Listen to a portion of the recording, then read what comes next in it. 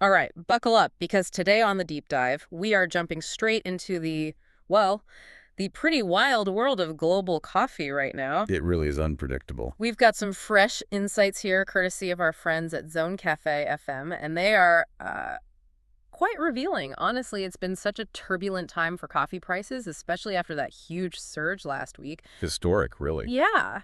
And even today, August 18th, 2025, we're still seeing some, let's say, interesting movements. But the big picture, the main takeaway from this deep dive, it seems this whole industry is kind of caught.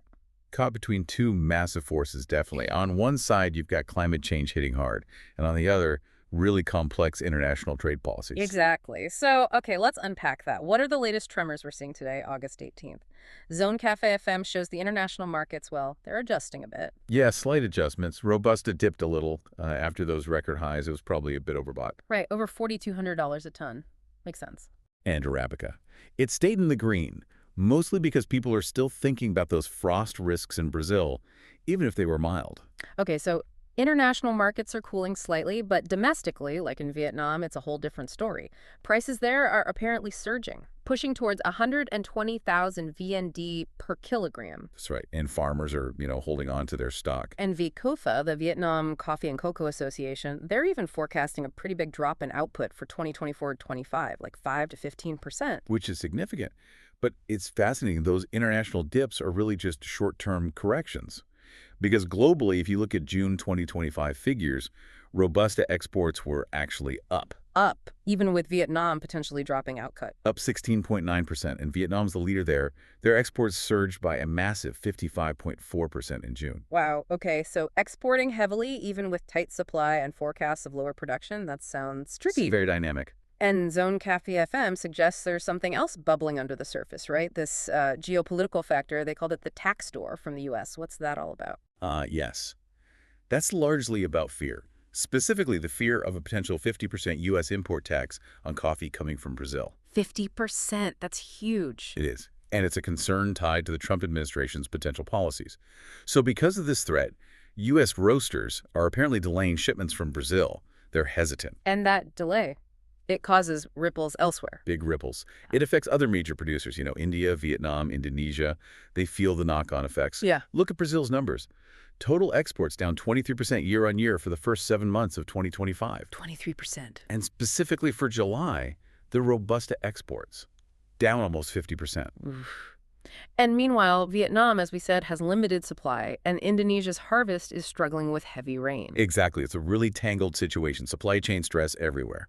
Okay, so this tax door is a major disruptor, but you mentioned climate change right at the start. How are these fitting together, trade policy and climate shifts? Well, they're definitely intertwined, but climate is also hitting supply directly, regardless of trade issues.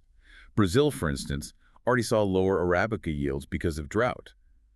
That's a climate impact, pure and simple. Right. And what Zone Cafe FM really highlights is how people are responding long-term.